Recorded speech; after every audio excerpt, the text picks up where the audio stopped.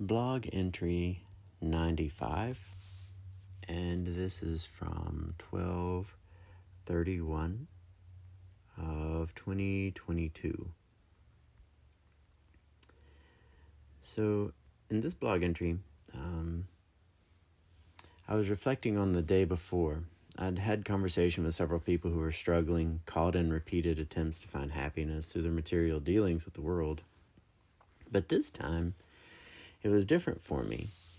I wasn't inside the same struggle, or like my version of the struggle that they were in. And I felt like I was on the outside looking in. And for the first time, I could feel what my teacher had been speaking about.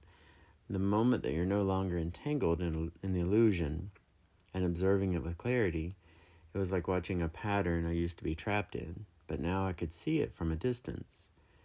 The chase for the temporary satisfaction, the emotional highs, inevitable lows, the attachments, and the disappointments. It all looked so cyclical, so repetitive, and ultimately so empty. There was a stillness in the realization at the time, a space between me and the old patterns, my old patterns at the time for sure. I could feel myself standing at the edge of something sacred, no longer compelled by the same desires, no longer fooled by the same distractions. The clarity was subtle, but powerful. My teacher, Swamiji, had said that one day the world would start to look different because it changed, but not because the world had changed, but because we had changed. And now I understood a little bit of what he was talking about from that first experience like that.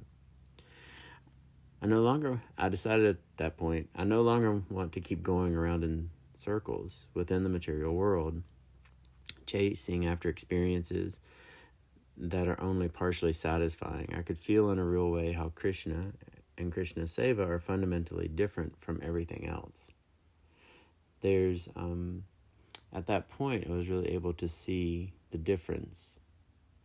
And I don't know, it's not like a single aspect of it. It was like multiple aspects at the same time. It was like cleansing of the karma. It was like cleansing of the life. It was growing closer to Krishna. It was putting energy out in the universe and how it raises the vibration in different ways and all these different planes in the universe and moves things forward in a certain way.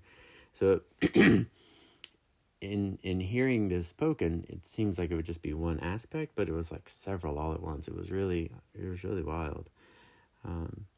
So for the first time, I felt a deep sense of not wanting to return to that cycle of material pursuit. Instead, I wanted to turn inward toward Seva, toward a life centered entirely around Krishna, regardless of the outcome.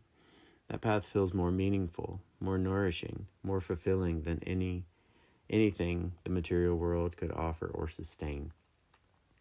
So that's a realization I was having that day while I was traveling around. And the reason that this was happening, which is crazy, was I was living in the minivan and it was pleasing to Krishna. And I had finished graduate school. I had finished all this education. A huge part of me was still thinking, dude, what are you doing? You should be like working a job like a normal person. But my heart and my soul were so full and so being enlivened by Krishna, by being in this van 2 or 3 years ago and traveling around and not taking that more material path.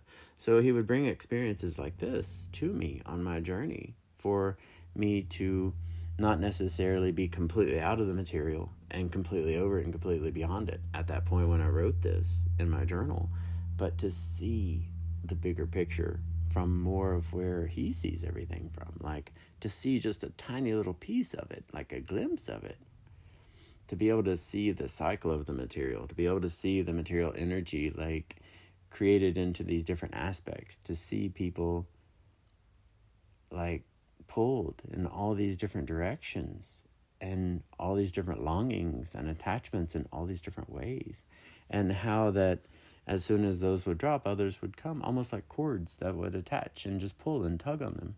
But when you're in it and it's your version of it, it seems so different, but it's not. It's just your version of the material attachment and the material journey and the material struggle and strife and the pressure to look to God. Yeah, it was really an amazing moment. It was a really nice day that day. I remember that clarity, yeah. All right, well, that's pretty much it for this blog entry. And thanks for tuning in. Thanks for listening along. If you have a chance, like and subscribe to the YouTube channel. It's super helpful. Have a great rest of your day. Bye-bye.